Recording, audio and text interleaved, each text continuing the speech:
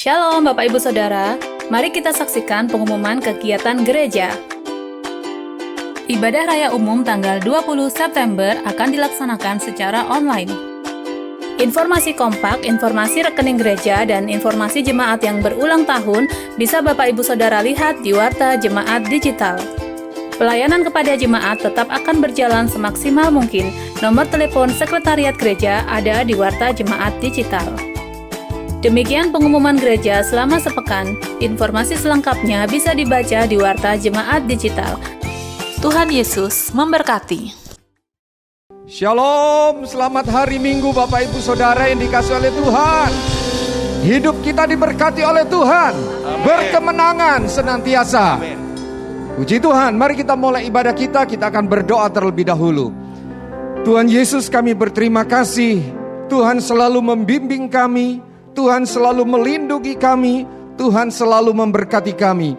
Kami melewati hari-hari bersama dengan Tuhan, sebab Tuhan tidak pernah melepaskan tangan kami. Engkau memegang dan menggendong kami. Terima kasih Tuhan untuk anugerah-Mu.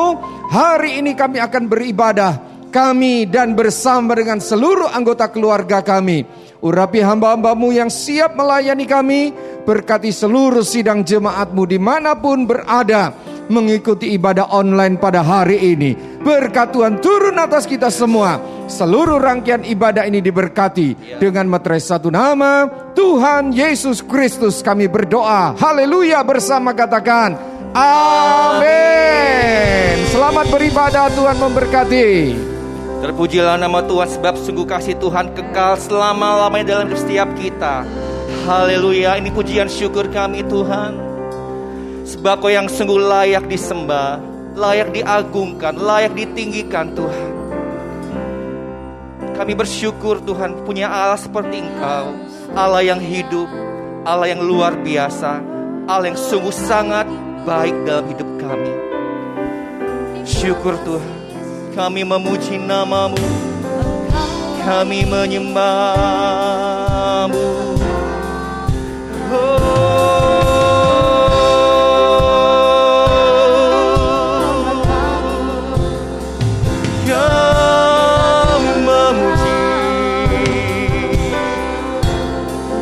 Kami menyembah-Mu.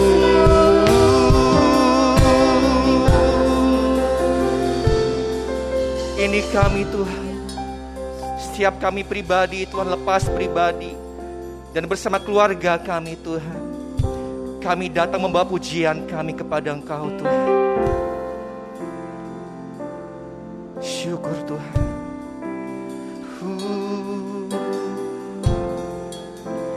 Kami naikkan syukur padamu. Kami bersyukur padamu. Kami naikkan syukur padamu. Syukurkan kasih-Mu Tuhan. Syukurkan kasih-Mu yang mulia. Kami naikkan syukur padamu. Kembali pujikan, kami bersyukur padamu ya Tuhan.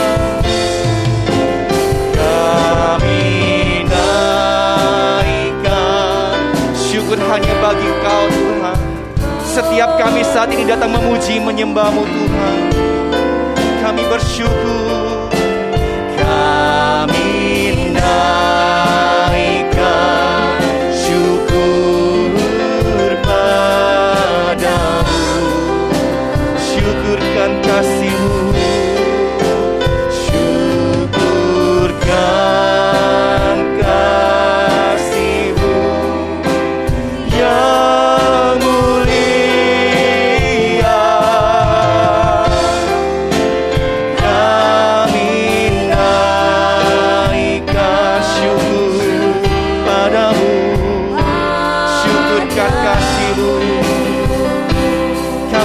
bersyukur Tuhan, syukurkan kasih-Mu yang mulia. Kami naikkan syukur padamu, kami naikkan syukur padamu. Oh, kami naikkan syukur padamu. Kami bawa penyembahan kami, pujian syukur kami bagi Engkau Tuhan. Kau yang layak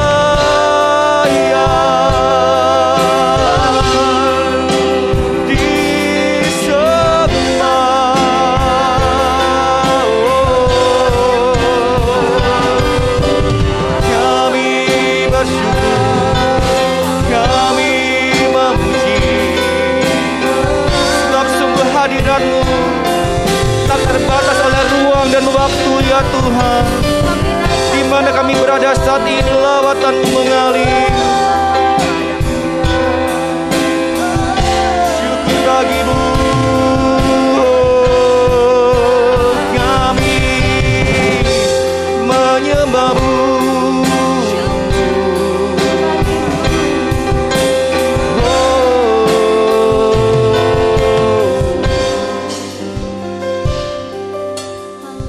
Terima kasih Tuhan untuk kasih setia-Mu yang tak pernah habis dalam hidup kami,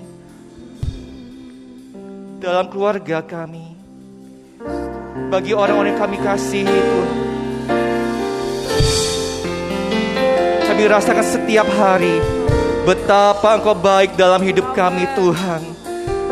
Betapa Engkau Allah yang dahsyat dan ajaib ya Tuhan. Sebab itu kami mau Tuhan lebih lagi bersyukur kepadamu Tuhan. Bersama kami datang ya Tuhan.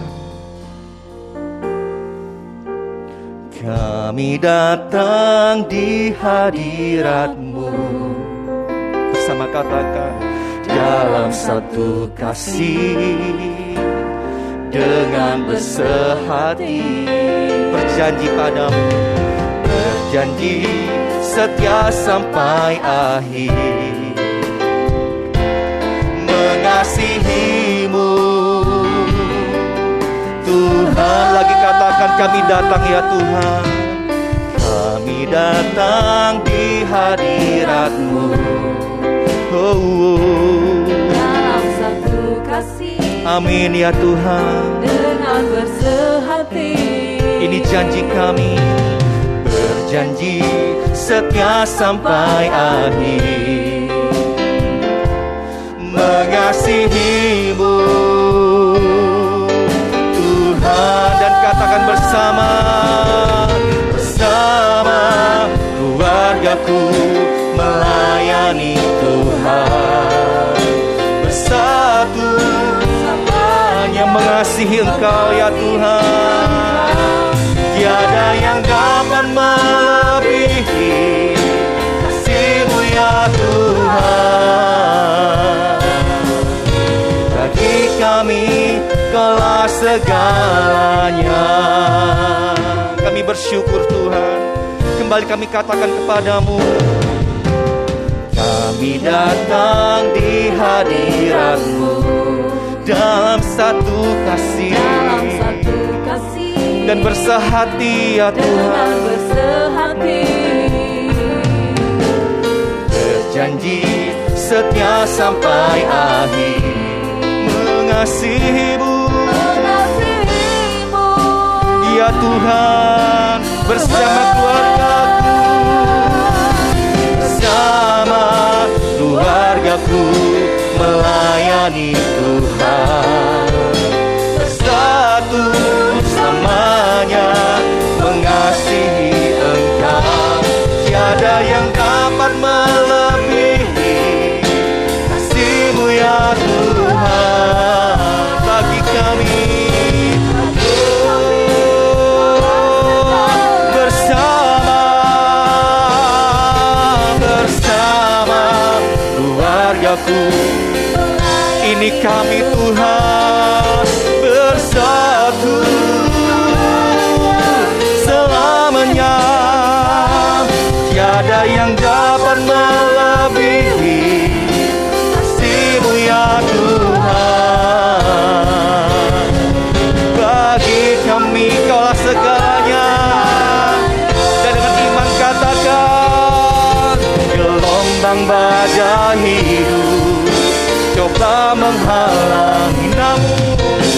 Namun kuasa Tuhan buka jalan kami.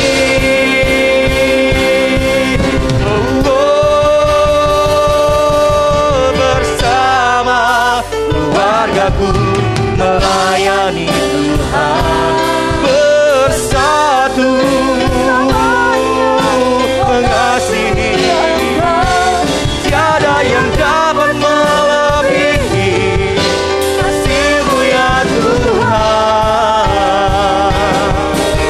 Bagi kami Kaulah segalanya, bagi kami Kaulah segalanya.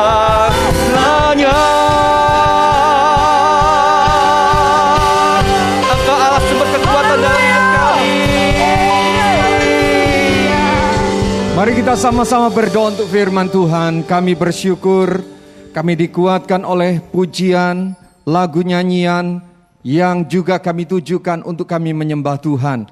Perlengkapi kami dengan firman-Mu pada hari ini Tuhan. Kami berjanji kami akan jadi pelaku firman. Kami berjanji kami tidak akan menunda-nunda meresponi firman Allah. Terima kasih Tuhan untuk kesempatan mendengarkan firman Allah, pengajaran firman Allah yang meluruskan jalan-jalan kami, yang menegur kami, yang menyadarkan kami, mengingatkan kami akan apa yang menjadi kehendak Tuhan dalam kehidupan kami. Terima kasih Tuhan, kami menyerahkan jam pemberitaan firman Tuhan pada hari ini. Urapi sekali lagi Tuhan hamba-Mu, hamba minta pengurapan Allah secara khusus. Di dalam nama Tuhan Yesus, haleluya, kami siap menyambut berkat firman Tuhan. Amin. Selamat hari Minggu Bapak Ibu Saudara yang dikasih oleh Tuhan dimanapun saudara mengikuti ibadah online pada hari ini. Bapak Ibu sekalian, Jemaat GBI Shalom di bulan September mempelajari firman Tuhan dengan judul Pernikahan dan Keluarga yang Kudus. Ini masuk pada minggu yang kedua. Jika Bapak Ibu mengikuti ibadah minggu lalu kita belajar firman Tuhan dengan judul God's Design. Rancangan atau desain Allah, itu judul khotbah minggu lalu. Nah, hari ini minggu kedua, judul khotbahnya adalah God's Image. Gambar atau citra Allah, dalam bahasa Latinnya adalah Imago Dei atau Imago Christi, gambar Allah atau gambar Kristus. Jadi sekali lagi judul khotbah pada minggu kedua ini untuk memperdalami judul selama 1 bulan tentang pernikahan dan keluarga yang kudus. Minggu kedua ini adalah khotbahnya berjudul God's Image. Bapak Ibu sekalian, kita selalu suka jika dikatakan mirip dengan sesuatu yang baik, mirip dengan sesuatu yang terkenal, mirip dengan sesuatu yang berharga, mirip dengan sesuatu yang terpuji. Misalnya, saudara pakai cincin, bapak-bapak gunakan cincin, lalu teman bilang begini, wah Pak, cincinnya Bapak kok mirip sama cincinnya presiden negara A. Waduh, senangnya bukan main ya. Berarti cincin saya kelas ini, enggak tahu kelas berapa itu ya. Bapak Ibu sekalian, atau mungkin ada juga ibu-ibu sesama teman wanita, Bu, kok tasnya mirip dengan tasnya artis itu loh. Waduh, harganya jut-jutan gitu. Seneng rasanya. Walaupun mungkin dalam hati lu aja nggak tahu gitu ya. Mirip sih mirip, kualitasnya nggak tahu. Atau mungkin potongan rambut. Anak-anak muda, wah potongan rambutnya macam-macam ya. Tipis kiri kanan, tipis belakang. Kalau orang tua tipis atas ya, Bapak Ibu ya. Tahu kan tipis atas ya? Nah mungkin rambutnya dikasih, rambut kamu luar biasa ya. Mirip Landak Mini. Oh bukan Landak Mini ya, bukan Landak Mini. Mirip dengan artis Korea. Seneng saudara ya. Jadi kalau kita ini dibilang mirip sesuatu yang berharga, sesuatu yang terkenal, sesuatu yang terpuji, sesuatu yang baik, kita senang. Nah Bapak Ibu sekalian, oleh karena itu, ketika kita mendengar kata God's Image atau gambar Allah atau Imago Dei, maka kita harus tahu itu bicara tentang keserupaan dengan Allah. Itu bicara tentang citra Allah. itu bicara tentang tiruan Allah ada di dalam hidup kita. Siapa Imago Dei itu? Imago Dei itu adalah saudara dan saya. Manusia ciptaan Allah. Dan di dalam desain Allah, khotbah minggu lalu, di dalam desain Allah, Bapak Ibu sekalian, pernikahan dan keluarga itu juga menjadi perwakilan atau menjadi perwujudan gambar Allah. Jadi pernikahan dan keluarga Kristen itu bukan hanya mengacu tentang God design, tentang rancangan Allah atau desain Allah. Pernikahan dan keluarga Kristen itu juga mengacu kepada God's image. Di dalamnya ada citra Allah. Di dalam pernikahan Kristen, di dalam keluarga Kristen ada imago Dei, ada imago Christi, keserupaan dengan Allah, gambar Allah, citra Allah, atau tiruannya Allah ada di dalam pernikahan dan keluarga anak-anak Tuhan. Bapak Ibu sekarang bayangkan, jika gambar atau citra dalam diri seseorang yang kita kagumi, itu rusak. Citra diri atau gambar diri seseorang yang kita teladani, itu rusak. Betapa sedihnya kita dan mungkin kecewa. Nah, inilah yang terjadi juga di hati Tuhan. Ketika Tuhan mendesain pernikahan dan keluarga, khotbah minggu lalu, dan hari ini kita melihat ketika Allah meletakkan gambar dan rupanya dalam pernikahan dan keluarga, God's image itu rusak, betapa sedihnya hati Tuhan. Mari kita membaca sebuah nats pendahuluan, Kejadian 5. Kejadian pasal 5, ayat 1 sampai dengan 3. Saya akan bacakan. Demikian firman Allah. Kejadian pasal 5 ayat 1 sampai dengan ayat yang ketiga. Firman Allah berbunyi, inilah daftar keturunan Adam. Pada waktu manusia itu diciptakan oleh Allah, perhatikan, dibuatnyalah Adam menurut rupa Allah, imago Dei atau God's image. Ayat 2. Laki-laki dan perempuan diciptakan Tuhan, diciptakannya mereka. Tuhan memberkati mereka dan memberikan nama manusia kepada mereka pada waktu mereka diciptakan. Setelah Adam hidup 130 tahun, perhatikan ayat 3, penting sekali. Ia, Bapak Ibu, memperanakkan seorang laki-laki menurut apa saudara? Rupa dan gambarnya. Nyanya kecil apa besar? Kecil. Bukannya mengacu kepada Allah pencipta, tapi nya mengacu kepada dirinya Adam dan dirinya Hawa. Frase ini penting. Ia memperanakan, saya ulangi, ia memperanakan seorang laki-laki menurut rupa dan gambarnya. Lalu memberi nama Z kepadanya. Bapak Ibu sekalian, perhatikan kelahirannya Set pada ayat 3 ini. Ia lahir ketika Adam berumur 130 tahun. Ketika Adam sudah jatuh dalam dosa. Setelah Hawa jatuh dalam dosa. Dia memperanakkan anak-anak dan salah satu yang dicatat dalam Alkitab Set. Kenapa anak-anak yang lain tidak dicatat? Kita sudah tahu teori penulisan Alkitab tentang keturunan adalah nama-nama yang tidak terlalu penting yang berkaitan atau berkorelasi dengan daftar keturunan Yesus itu di skip. Tidak terlalu dipentingkan untuk ditulis dalam sejarah keturunan. Nah, saudara, saya masuk lagi ke sini.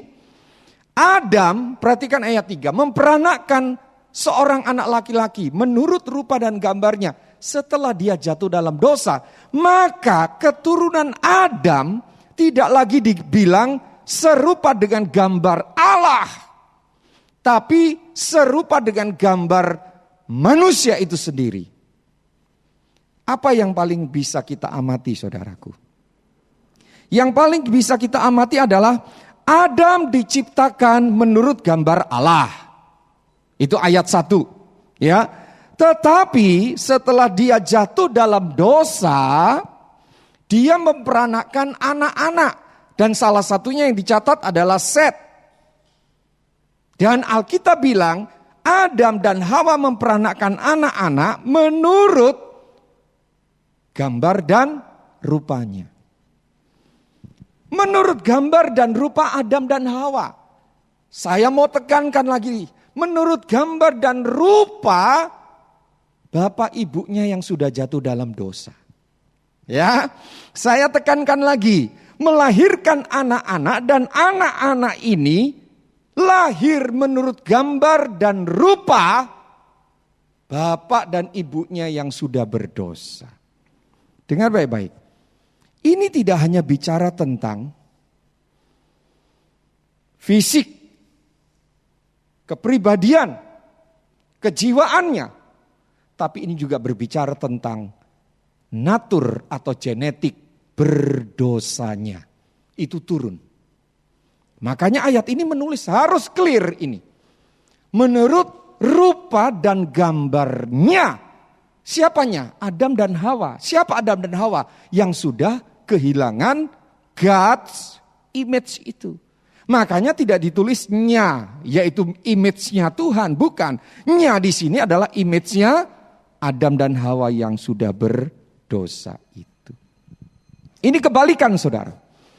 Adam dan Hawa diciptakan menurut rupa dan gambar Allah. Ada God's image di dalam diri mereka. Setelah mereka jatuh dalam dosa, mereka tetap memperanakkan anak-anak. Dan salah satu yang dicatat adalah Set. Dan Set ditegaskan adalah lahir dalam gambar dan rupa bapak ibunya yang sudah berdosa. Termasuk apa saudara? Kualitas tubuhnya yang fana. Termasuk apa? Kualitas jiwanya yang rapuh. Anda mesti paham ini.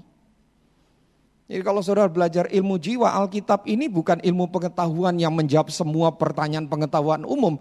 Tetapi Alkitab ini menjadi acuan juga ilmu jiwa. Ada faktor-faktor yang kita perlu pelajari. Yang diturunkan dari orang tua yang melahirkan anak-anak. Bapak Ibu sekalian perhatikan baik-baik. Anugerah ataupun hal rohani, anugerah keselamatan atau hal rohani, perhatikan ya, tidak mengalir di dalam darah. Ketika misalnya kerohanian seseorang baik, lalu dia menikah, lalu dia punya anak, maka anaknya tidak otomatis membawa darah seorang yang baik rohaninya, tidak.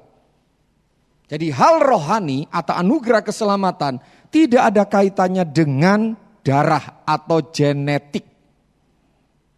Yang kita bawa secara genetik itu apa? Bisa penyakit bawaan, bisa golongan darah, ya toh? Bisa juga apa saudara? Kepribadian atau karakternya. Tapi bicara keselamatan, bicara kerohanian, itu tidak ada mengalir lewat genetik. Makanya ayat ini bilang lahirnya lahirnya Set itu membawa faktor genetik manusia berdosanya. Apa itu? Tubuhnya rapuh, jiwanya rapuh, dan kerohaniannya selalu membuahkan dosa. Bayangkan sekarang saudara, anak-anak muda perhatikan baik-baik. Orang berdosa menikah dengan orang berdosa. Saudara bisa bayangkan dah. Orang berdosa menikah dengan orang berdosa. Keturunannya apa? Berdosa pangkat 2. Kalau saya orang berdosa tidak menikah, saya tidak akan mencemari orang lain. Dalam artian, ya saya saja yang bertanggung jawab. Tapi saya orang berdosa menikah dengan orang berdosa. Anak saya lahir dalam keturunan manusia berdosa. Ini mengerikan. Makanya anak muda baik-baik dengar ya. Minggu lalu saya sudah sampaikan. Menikah dengan sepadan itu God's design. Desain Allah yang pertama. Lalu desain Allah yang kedua khotbah minggu lalu. Keturunan ilahi. Jadi jangan nekat menikah dengan yang gak sepadan. Udah terlanjur ya salahmu sendiri main-main. Lalu kamu membuahkan hasil hamil di luar nikah. Dan itu adalah pernikahan terpaksa. Bukan desain Allah. Nah sekarang saudara, bagaimana dampaknya terhadap pernikahan? Terhadap keluarga jika orang berdosa menikah dengan orang berdosa. Menghasilkan keturunan yang berdosa seperti ayat ini. Melahirkan keturunan menurut rupa dan gambar ibu bapaknya yang berdosa. Mari kita pelajari lebih dalam, baca nats utama. 2 Samuel pasal 3 ayat 1. Ayat 1 saja, kalau Bapak Ibu kurang puas, baca ayat seluruhnya pasal ini boleh. Atau satu kitab 2 Samuel ya. Kalau saya bacakan banyak-banyak nanti panjang khotbahnya. 2 Samuel pasal 3 ayat 1. Demikian. Peperangan antara keluarga Saul dan keluarga Daud berlarut-larut terus-menerus tidak selesai. Daud atau keluarga Daud kian lama kian kuat. Sedangkan keluarga Saul kian lama kian lemah. Mari saya akan coba eksposisi ayat ini sederhana saja lalu kita masuk kepada aplikasi. Bapak Ibu sekalian, ini memberikan sebuah gambaran ada perseteruan dinasti. Dinasti siapa? Dinasti Saul dan dinasti Daud. Nampaknya seperti itu, walaupun tidak murni, ini adalah semacam perseteruan dinasti. Tapi saya mencoba menyederhanakan supaya mudah saudara mengikuti alur daripada eksposisi ayat ini.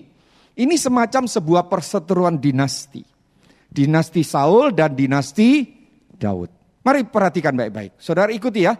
Dalam sejarah kerajaan Israel perjanjian lama yang dicatat dalam Alkitab kita. Tercatat bahwa setelah Salomo turun tahta. Kerajaan Israel terpecah menjadi 2. Tentu saudara tahu kan. Kalau Salomo turun tahta maka digantikan oleh anaknya. Siapa anaknya? Namanya adalah Rehabeam. Rehabeam ini anak Salomo, cucunya Daud. Oke? Nah, Bapak Ibu sekalian, kerajaan Israel yang terpecah menjadi 2 ini, yang pertama disebut kerajaan Israel Selatan. Itu diikuti oleh 2 suku. Sebenarnya lebih dipahami 1 suku, tapi masuk juga suku yang satu ini, yaitu suku Benyamin. Jadi kerajaan Israel Selatan ini, suku Yehuda atau kerajaan Yehuda, lalu disebut Yahudi, itu terdiri dari suku Yehuda, di dalamnya ada keluarganya Daud, dan suku Benyamin. Yang kedua, kerajaan Israel Utara. Ibu kotanya Samaria, kalau selatan ibu kotanya Yerusalem. Kalau yang utara di kemudian hari dihancurkan oleh Asyur. Kalau yang selatan ibu kota Yerusalem dihancurkan oleh Babil. Kedua-duanya ditawan dalam pembuangan. Kalau ini mau ending ceritanya begitu. Nah saudara, kerajaan Israel Utara ini ada 10 suku. Ruben, Isakar dan lain-lain. Yang diringkas menjadi satu nama suku saja, Efraim. Anak daripada Yusuf. Cucu kesayangan Yakub. Tapi ini sebuah julukan saja. 10 suku kerajaan Israel Utara itu disebut Efraim. Karena dia menerima berkat kesulungan. Nah saudara, sebenarnya peperangan antara kedua keluarga dan kedua pengikut ini, yaitu keluarga Daud dan keluarga Saul ini, itu terjadi ketika Saul dan Daud masih hidup. Ya, terlebih setelah Daud dilantik menjadi raja. Menggantikan Saul, permusuhan luar biasa. Saul terus berusaha membunuh Daud dan keturunannya. Rupanya saudara, setelah Daud wafat, setelah Salomo turun tahta, lalu digantikan oleh anaknya yang bernama Rehabeam. Rupanya saudara, pada zaman Salomo ketika masih jadi raja, Salomo itu punya ajudan, punya staf. Orang dekat, orang kepercaya, namanya Yerobeam. Nah, berjalan dengan waktu, Yerobeam ini akhirnya dibenci oleh Salomo. Hendak dibunuh oleh Salomo, singkat cerita dia lari, berlindung minta suaka lah kalau zaman sekarang. Ke Mesir, dilindungi oleh Firaun. Ketika Salomo wafat atau ketika Salomo turun tahta digantikan oleh Rehabeam, anaknya, Yerobeam mantan pegawainya Salomo ini, mantan ajudannya Salomo ini, stafnya Salomo masih di Mesir. Rehabeam memerintah Israel, waktu itu belum pecah. Awal-awal Rehabeam memerintah belum pecah. Lalu penduduk minta supaya Rehabeam penggantinya Salomo ini menurunkan tarif pajak. Singkat cerita Rehabeam gak mau dengar, malah dipersulit rakyatnya, muncul pemberontakan. Lalu rakyat ini memanggil mantan pegawainya Salomo di Mesir, namanya Yerobeam itu. Pulang, akhirnya terjadilah pemberontakan dan sebagian besar mengikuti raja yang mereka buat sendiri, angkat sendiri, namanya Yerobeam. Sejak hari itu Rehabeam dan Yerobeam serta keturunannya bermusuhan. Jelas? Jadi saudara, jadi nampak sekali sepertinya ini adalah permusuhan dinasti. Ini adalah peperangan antara keluarga Saul dengan keluarga Daud. Setelah Daud wafat digantikan Salomo, masih tenang. Setelah Salomo turun tahta digantikan Rehabeam, awal-awal masih tenang. Setelah itu muncul gejolak.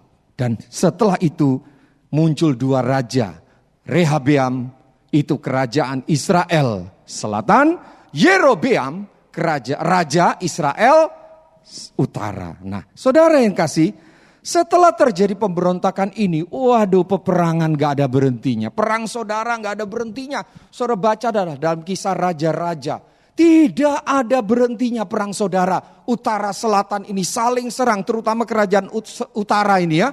Selalu ingin menghabisi kerajaan selatan, Yehuda. Nah, saudara, pelajaran apa yang kita bisa ambil dari kisah peperangan ini? Oke, itu eksposisi yang singkat saja. Atau penjelasan yang akan dibantu dengan apa yang bisa kita dapatkan dari kisah peperangan ini. Pelajaran apa yang kita dapatkan? Saudaraku, dari kisah peperangan yang panjang dan rumit ini, ya dari perpecahan kerajaan Israel menjadi dua raja, dua kekuasaan, yang selatan 2 suku, yang utara 10 suku. Lewi, kalau saudara tanya, Pak Pendeta, Lewi kan masuk suku Israel juga kan? Ikut mana Pak Pendeta? Kalau yang selatan cuma 2, berarti kan Lewi ikut utara, betul tidak? Enggak, Lewi ada di mana-mana. Lewi itu netral, ada di mana-mana, karena dia harus pimpin ibadah. Kerajaan utara dan kerajaan Israel butuh Lewi, jadi Lewi ada di mana-mana. Disayang dia bisa kemana-mana. Oke, kembali kepada konteks. Bapak Ibu sekalian, yang saya bisa pelajari secara umum, saya temukan beberapa penyebab terjadinya konflik, terjadinya permusuhan yang tajam. Bahkan secara ekstrim katakan tak kunjung selesai. Dan kalau ini dihubungkan dengan judul khotbah bulan September tentang pernikahan dan keluarga, dan saya hubungkan dengan judul khotbah hari ini, God's image, gambar atau rupa Allah, maka saya bisa memetik pelajaran. Mengapa selalu ada konflik, selalu ada permusuhan dalam keluarga, dalam pernikahan.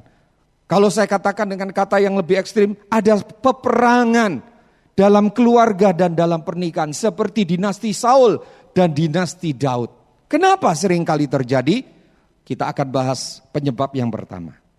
Penyebab yang pertama adalah, saya perhatikan secara umum, pernikahan dan keluarga yang konfliknya nggak selesai-selesai, pernikahan dan keluarga yang mengalami peperangan yang nggak pernah selesai, entah itu peperangan antar keluarga, keluarga dengan keluarga, atau anggota keluarga di dalam keluarga inti, terjadi konflik. Penyebab yang pertama, catat dan ingat baik-baik. Karena orang di sekitar pernikahan dan keluarga itu tidak ada yang proaktif, tidak ada yang berinisiatif untuk mendamaikan. Ini yang pertama. Jadi kalau orang di sekitar pernikahan dan keluarga yang konflik itu, ini bicara tentang apa? orang luar, orang ketiga. Orang di luar keluarga yang konflik. Orang di luar pernikahan yang konflik. Tidak ada yang proaktif. Tidak ada yang berinisiatif untuk mendamaikan pernikahan yang konflik atau keluarga yang konflik ini. Tidak ada yang berinisiatif. Oleh karena itu saudara, inilah peranan saudara seiman. Amin. Ya. Inilah peranan komunitas. Di gereja kita GB Shalom ada kompak namanya. Inilah fungsinya kompak, komsel. Inilah peranan rekan-rekan yang baik. Jangan selalu persoalkan rekan-rekan yang gak baik. Selalu adalah orang gak baik itu. Ya, selalu ada. Jadi saudara selalu lihat orang gak baik. 1 atau 3 di antara yang banyak. Saudara akan terus jadi orang yang gak pernah puas dengan hidup ini. Selalu saja ngomel, ketemu si A ngomel. Ketemu si A tersandung, ketemu si A kecewa. Tidak begitu ajaran Alkitab. Nah, saya berkata, inilah peranan teman-teman baik. Inilah peranan saudara-saudara seiman. Inilah fungsi hubungan dekat satu dengan yang lain. Supaya apa? Supaya mereka-mereka itu bisa bukan intervensi, bisa proaktif.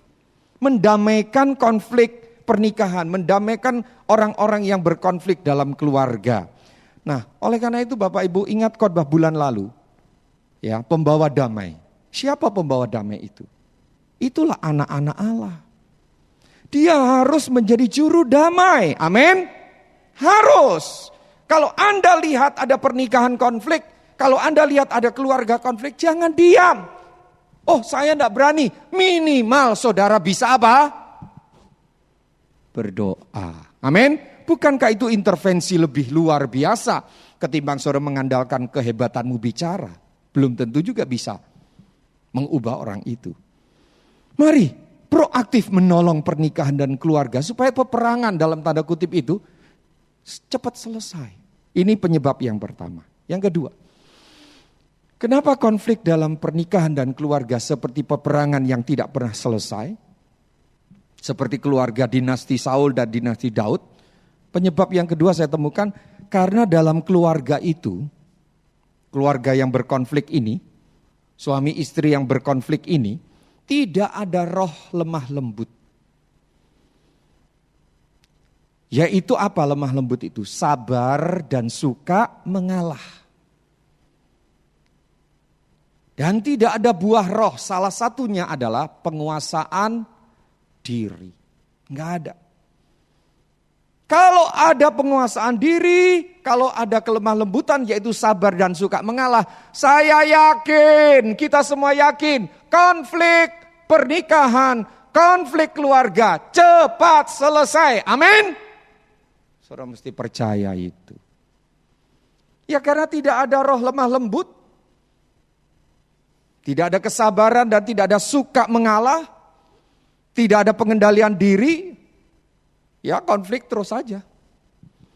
Keluarga-keluarga tertentu, pernikahan tertentu sukanya ribut aja.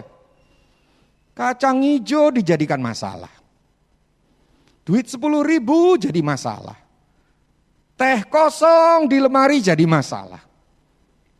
Ada saja selalu ngotot-ngototan, pertentangan selalu muncul. Dan kalau mereka itu bertentangan atau saling bertengkar, herannya detak jantungnya itu normal saja loh, aneh ini. Padahal orang kalau emosi, marah ya, itu kan detak jantungnya naik. Ini orang normal detak jantungnya, saya pikir ini sudah kebiasaan karena.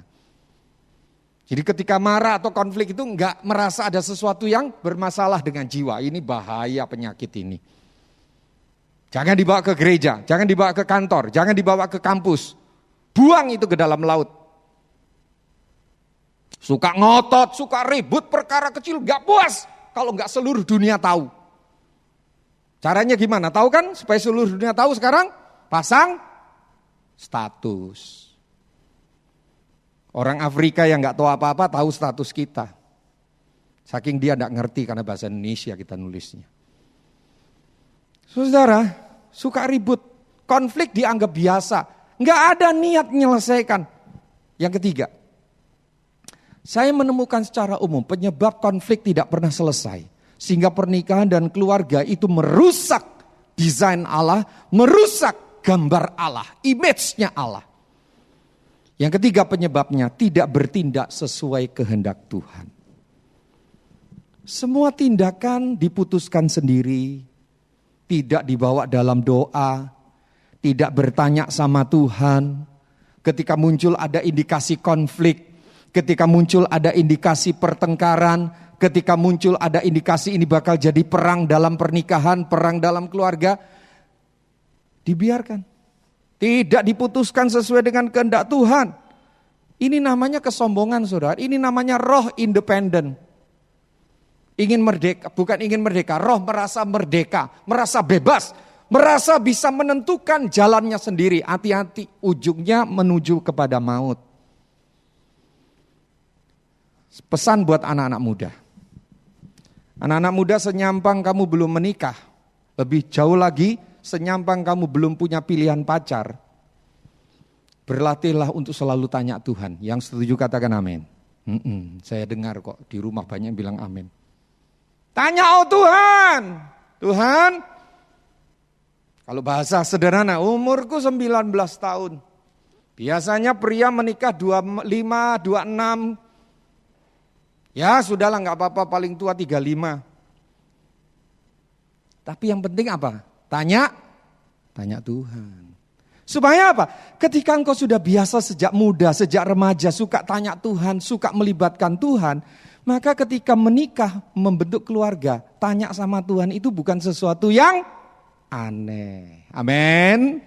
Ya, berkomunikasi dengan Tuhan tentang persoalan menikah, persoalan keluarga itu bukan sesuatu yang sulit. Kenapa? Karena sudah sejak remaja tanya Tuhan. Saya ingatkan lagi anak-anak muda. Saya kan berkali-kali bercerita. Untuk memiliki pasangan hidup, SMP saya sudah tulis kriteria 4 kriteria istri saya. Masih SMP, buang ingus saja masih nyantol-nyantol. Tapi saya sudah tahu, saya harus punya. Karena saya tahu ada image design itu, sekalipun saya masih nakal. Saya tulis 4 kriteria, saya tulis. Sambil takut-takut malu-malu ketahuan papa mama, ya. Tulis 4 kriteria, masih ingat kok sampai sekarang. Setelah saya tulis, saya lipat-lipat, saya buang ke gentengnya tetangga. Karena kan Tuhan di atas, maka saya buangnya ke atas. Saudara tahu? 14 atau 15 tahun kemudian saya menikah. Dan ibu gembala inilah 4 kriteria yang Tuhan tunjukkan ada di dalam dia. Saya bersyukur sejak remaja saya tanya Tuhan, gak jalan sendiri. Woi, ada cewek cantik, sikat bleh gitu. Ini kebiasaan kayak begini, kalau nikah nanti ndak akan mudah tanya Tuhan kalau ada persoalan anak, persoalan suami, persoalan istri. Maka dari itu biasakan yang sudah menikah doa bersama istri, berdoa bersama suami ya. Biasakan berdoa dengan keluarga, mesbah keluarga namanya. Bentuknya seperti apa? Ya silakan saja. Saudara lakukan, tidak harus meniru orang lain. Karena keluarga kita punya karakteristik. Ini yang ketiga, yang keempat. Penyebab yang keempat kenapa konflik pernikahan, konflik rumah tangga tidak kunjung selesai. Seperti peperangan antara dinasti keluarga Saul dengan dinasti keluarga Daud. Yang keempat, tadi yang pertama apa saudara? Karena tidak ada orang yang proaktif mendamaikan. Yang kedua karena tidak ada apa saudaraku yang tadi katakan roh yang lemah, lembut dan buah roh penguasaan diri. Yang ketiga karena tidak bertindak sesuai dengan kehendak Tuhan. Tidak biasa tanya Tuhan, tidak biasa melibatkan Tuhan. Tidak biasa minta Tuhan bicara, enggak biasa. Itu rasanya kalau udah jadi suami, jadi istri. Aneh, tanya-tanya Tuhan, tak putusin sendiri. Hati-hati, ini yang ketiga. Yang keempat, penyebabnya adalah tidak menganggap Tuhan berkuasa atas segalanya. Ini agak beda dengan yang ketiga walaupun mirip. Kalau yang ketiga itu enggak melibatkan Tuhan dalam hal bertanya, minta tuntunan Tuhan, minta impresi kalau dalam bahasa yang lebih rohani, suara Tuhan, bicara Tuhan, ngomong Tuhan. Enggak biasa. Nah yang keempat ini tidak menggubris Tuhan.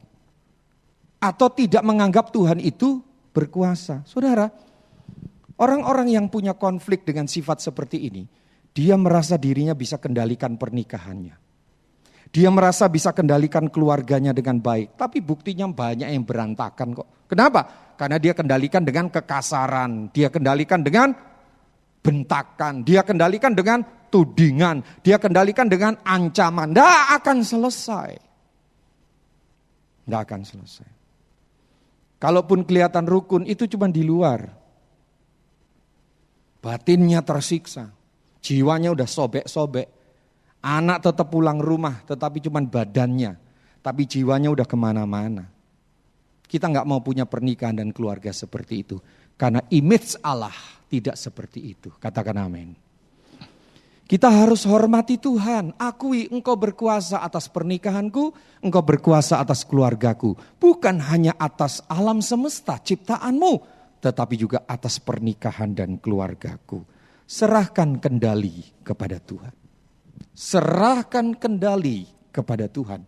Maka pernikahan dan keluargamu akan terkendali karena ada kuasa Tuhan. Bapak Ibu sekalian, kalau 4 penyebab ini kita biarkan, akibat intinya apa? Akibat intinya atau akibat secara fokus apa yang kita mau pelajari adalah terjadi konflik atau peperangan yang tidak pernah selesai antara saudara bersaudara dalam keluarga inti, antara suami istri dalam pernikahan, antara orang tua dan anak dalam keluarga inti. Ini bukan image-nya Allah yang dikerjakan. Tapi ini adalah image manusia berdosa, bukan God's image. Ini adalah gambar dan rupa orang berdosa. Enggak suka damai, maunya konflik saja. Kalau konflik itu seneng, kalau lihat orang lain kalah itu bahagia. Oh, ini bukan gambar Allah dalam diri orang itu. Dan itulah yang dicatat dalam Kejadian tadi ayat yang ketiga. Menurut rupa dan gambarnya yang berdosa itu, Set lahir. Saudara yang dikasih oleh Tuhan, para anggota keluarga tidak lagi memikirkan kesaksian yang baik di luar sana. Itu akibatnya. Tidak lagi memikirkan ketaatan dan hormat kepada Tuhan dalam menyelesaikan masalah, dalam meresponi masalah. Oh, enggak peduli sekalipun hari-hari pelayanan. Saya ini udah jadi gembala saudara 28 tahun ini jalan. Saya tahu ciri-ciri satu persatu jemaat. Tingkah lakunya modelnya kayak apa. Baik di depan tapi kalau sudah ada tekanan, taringnya saudara 13 cm. Mana ada taring 13 cm. Saya mau ingatkan saudara, tekanan itu membuktikan kemurnian kualitas. Kalau tidak ada tekanan, jangan kau pikir itu kualitasmu. Belum tentu. Itu cuma kepribadian, pesona, topeng penampilan luar, bukan hakikat. Terakhir Bapak Ibu, respon kita apa? Bapak Ibu Saudara, Roh Kudus ditempatkan Tuhan di dalam hati kita, agar dia berfungsi sebagai apa? Sebagai penasehat, sebagai pembimbing, sebagai penolong. Maka sadari, setiap hari kita ini membawa Roh Kudus, Roh Allah dalam diri kita. Dan kalau saya terjemahkan dengan judul khotbah, kita ini membawa apa? Gambar atau citra Allah kemana-mana. Roh Kudus itu bukan hanya pribadi yang memberi kita kesaktian rohani. Oh, kita sakti, berdoa, dijawab Tuhan. Dalam nama Yesus kuasa Roh Kudus bekerja. Bukan hanya itu. Roh Kudus bukan hanya ngasih kita karunia-karunia yang membuat kita punya kekuasa atau punya kemampuan lebih. Nanti kita bisa jadi orang yang sakti secara rohani, bisa terjadi praktek sihir di gereja nanti. Kenapa? Karena yang dilihat cuma karunia, bukan karakter. Yang penting bisa doain orang sakit sembuh. Yang penting bisa lihat orang, oh kamu punya dosa, di kepalamu ada ular dan ular itu makan stroberi. Wah, itu adalah dosanya Adam dan Hawa, oh macam-macam. Jadi sihir dalam gereja, hati-hati. Roh Kudus bukan hanya berfungsi untuk kasih karunia, kasih kita kuasa. Tapi Roh Kudus itu juga mau menuntun, membimbing, menolong kita. Yang setuju katakan amin. Maka dari itu, libatkan Roh Kudus. Jika melalui khotbah hari ini, firman Tuhan mengena di hati saudara. Karena saudara merasa selama ini tidak bisa menjalani pernikahan dengan baik. tidak bisa membentuk keluarga dengan baik, jika saudara merasa selama ini engkau enggak pernah membawa pernikahanmu dan keluargamu kepada Tuhan di dalam doa yang sungguh-sungguh, kamu seringkali pasang status, tanya orang sana, tanya orang sini, tapi enggak pernah langsung komunikasi dengan Tuhan. Jika dalam pernikahan saudara sering terjadi konflik, keluargamu tidak damai, respon kita adalah mari kita bertobat. Roh Kudus yang ditempatkan Allah di dalam diri kita jauh lebih besar dari persoalan kita. Jauh lebih besar dari konflik kita. Kita akan dipulihkan. Kita akan jadi lebih baik. Dan kita akan jadi berkat bagi orang lain. Relasi yang cemar, relasi yang sudah bermasalah, relasi yang sudah penuh dengan konflik, dalam nama Tuhan Yesus, Roh Kudus bisa ubahkan. Image yang rusak, Tuhan akan pulihkan. God's image itu, rupa Allah itu, ada dalam pernikahan dan keluargamu. Selain minggu lalu, Anda dan saya hidup dalam desain Allah di dalam pernikahan dan keluarga. Ingat, saya dan saudara adalah imago Dei. Saudara dan saya adalah imago Christi. Saudara dan saya adalah God's image, rupa Allah. Citra Allah, gambar Allah di dalam diri kita. Saya tutup dengan satu ayat penutup, Maleakhi pasal 2. Pemusik-pemuji boleh siap-siap, saya undang untuk naik. Baca Maleakhi pasal 2, ayat yang ke-15. Ayat ini penting penutup ini Bapak Ibu. Demikian bunyinya. Maleakhi 2 ayat 15, demikian firman Allah. Bukankah Allah yang Esa menjadikan mereka itu pria wanita, daging dan roh, dan apakah yang dikehendaki kesatuan itu, apakah yang dikehendaki dari pernikahan itu, yang dikehendaki adalah keturunan ilahi. Jadi, jagalah dirimu dan janganlah orang tidak setia terhadap istri dari masa mudanya. Bapak Ibu, sebagai penutup saya mau tegaskan gini. Apa sih keturunan ilahi itu? Ayat ini kan muncul. Keturunan ilahi itu yang dikehendaki dari pernikahan pria dan wanita. Lalu pertanyaan kita pada bagian penutup ini untuk menegaskan tentang God's image ini. Apa sih keturunan ilahi itu? Ada dua kata, keturunan dan ilahi.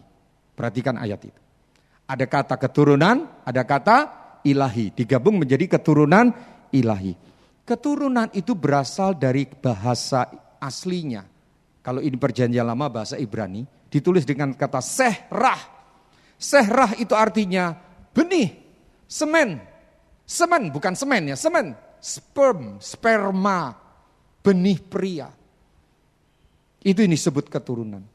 Jadi kalau kata keturunan ini langsung dihubungkan dengan sifat manusia, maka itu berarti genetik. Oke?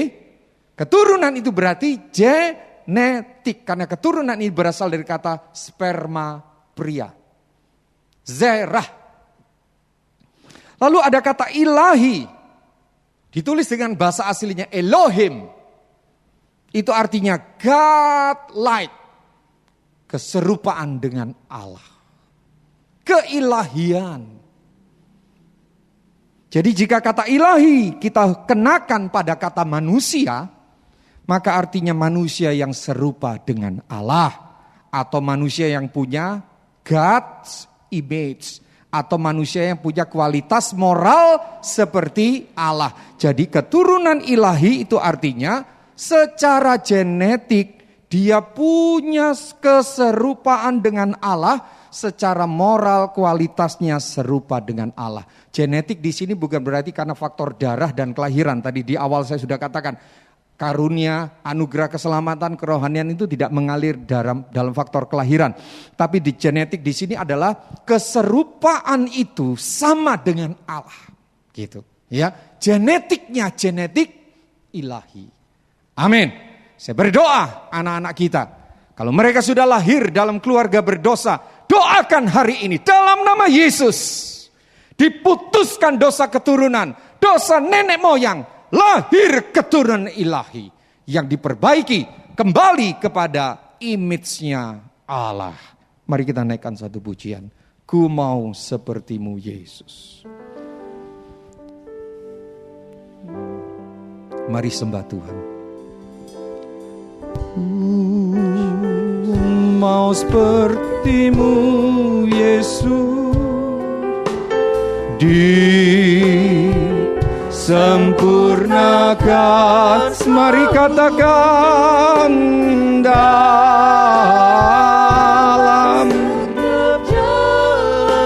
kami mau Tuhan. Lagi katakan, mari para pria wanita yang sudah menikah, yang sudah jadi orang tua, serukan. Mau sepertimu Yesus. Mari anak-anak muda ucapkan. Sempurnakan selalu. Oh, dalam Setiap jalanku memuliakan nama-Mu. Mari taruh tangan kanan di dada.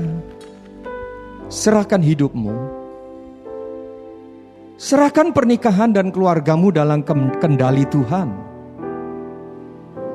Hai para orang tua, kalau hari ini kau merasa tidak bisa kendalikan anak-anakmu, memang engkau dan saya tidak bisa.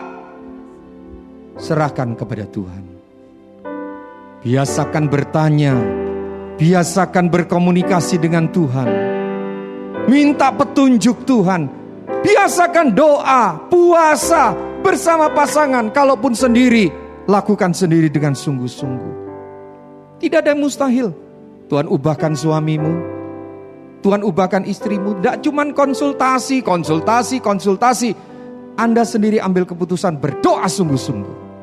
Perangi dengan kuasa Roh Kudus. Anak-anak muda, jangan putus asa. Hidupmu bisa berubah, Tuhan bisa perbaiki. Naikkan pujian ini lagi. Ku mau sepertimu Yesus,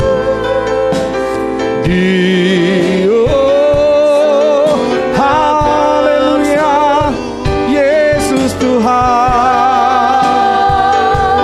Setiap jalan Mari serukan dan sambil menyembah Tuhan. Lagi, ku mau sepertimu Yesus, mau seperti-Mu Yesus.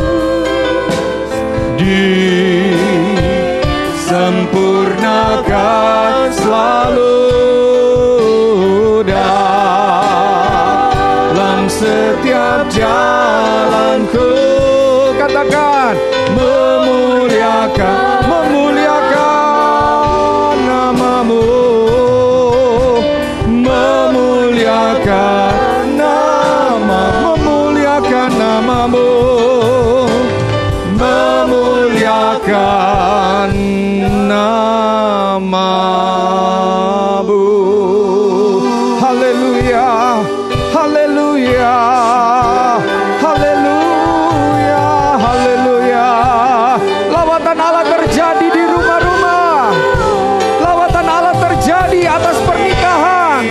Lawatan Allah terjadi atas keluarga, atas orang tua, atas anak-anak, atas saudara bersaudara.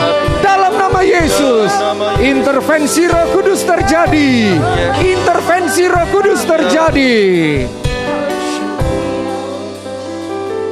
Kesadaran ilahi muncul. Kami adalah gambar Allah. Kami adalah wujud Allah. Kualitas Allah di dalam kami, tapi rusak karena dosa. Dan ketika dosa dibereskan, maka citra Allah itu dipulihkan. Pernikahan dan keluarga kami pun dipulihkan.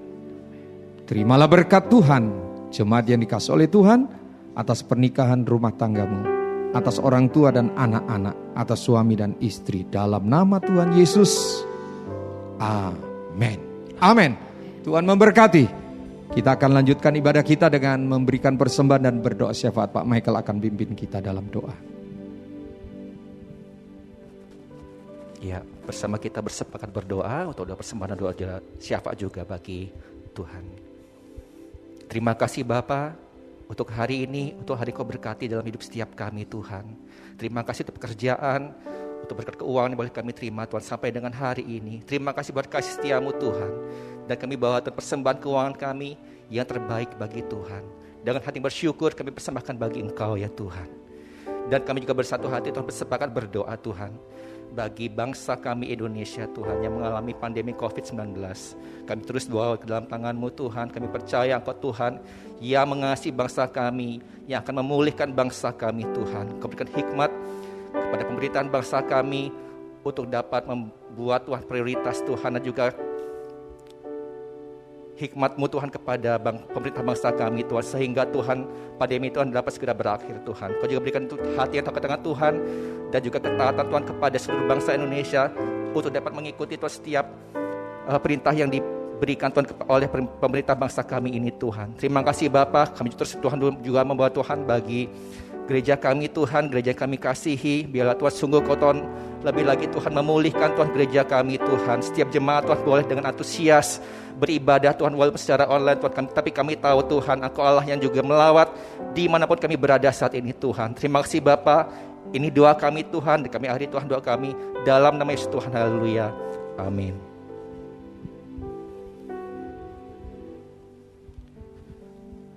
Puji Tuhan, Bapak Ibu Saudara, kita sudah memberikan persembahan, kita sudah berdoa syafaat, rangkaian ibadah kita sudah kita ikuti.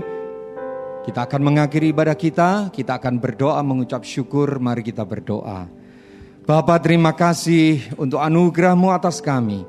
Sebelum kami mengakhiri ibadah kami dan mohon berkat Tuhan, hamba berdoa untuk saudara kami yang berulang tahun sepanjang minggu ini, baik ulang tahun pernikahan maupun ulang tahun pribadi. Tuhan memberkati, sejahtera, berkat melimpah tubuh, jiwa dan roh dalam nama Tuhan Yesus.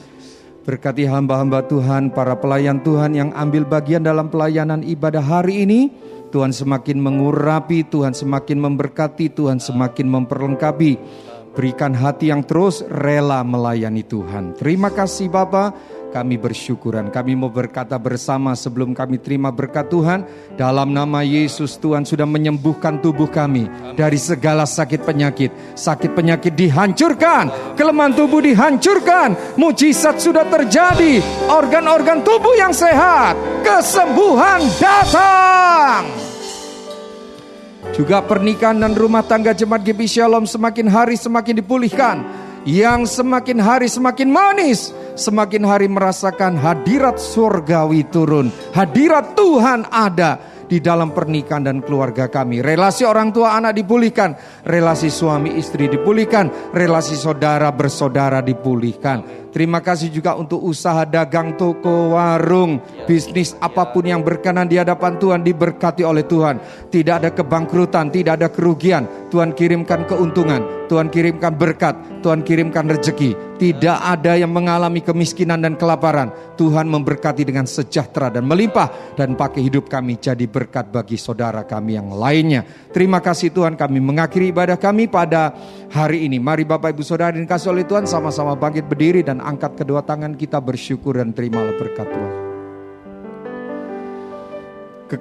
Kekasih Tuhan, terimalah berkat Tuhan. Damai sejahtera dari Allah Bapa di sorga turun melimpah atas kita. Kasih sayang dan keselamatan yang kekal dan pasti di dalam Tuhan Yesus Kristus limpah dalam hidup kita. Kuat kuasa pertolongan dan penyertaan Roh Kudus mulai hari ini sampai Maranatha Tuhan datang kembali. Berkat jasmani, berkat rohani dan berkat atas jiwa kita dilimpahkan sempurna hari ini sepanjang umur hidup kita sampai Maranatha Tuhan datang kembali. Terimalah berkat Tuhan ini dan kita mengakhiri ibadah kita dengan semetres satu nama, Tuhan Yesus Kristus bersama katakan amin. Tuhan memberkati. Haleluya. Bersama kita puji nama Tuhan. Terima berkat dan anugerah Tuhan yang besar dalam hidup kita. Sukacita surga nyata penuhi hidup kita. Haleluya. Ini pujian kami bagi Engkau Tuhan. Iman percaya kami, pengharapan kami syukur kami bagi Engkau Tuhan. Terima sukacita surga, itulah kekuatan bagi jiwa. Ku dapat rasakan kasih-Nya di tengah badai yang bergelora. Terima sukacita surga, itulah kekuatan bagi jiwa. Saksikan kuasa Tuhan, taklukkan bersama katakan haleluya. Kau ada dalam hatiku, takkan patah semangatku, takkan hilang kekuatanku. Haleluya. Ku mau bersorak bagimu, sukacita surga. Dan lebih lagi katakan haleluya, sorakan bersama-sama. Haleluya, Kau ada dalam hatiku. Amin. Takkan patah, takkan hilang kekuatanku. Haleluya, ku mau bersorak bagimu. Sukacita surga Tuhan, sukacita surga nyata penuhi hidup kita. Sukacita surga nyata penuhiku. Sukacita surga nyata penuhiku. Haleluya. Selamat hari Minggu, Tuhan memberkati.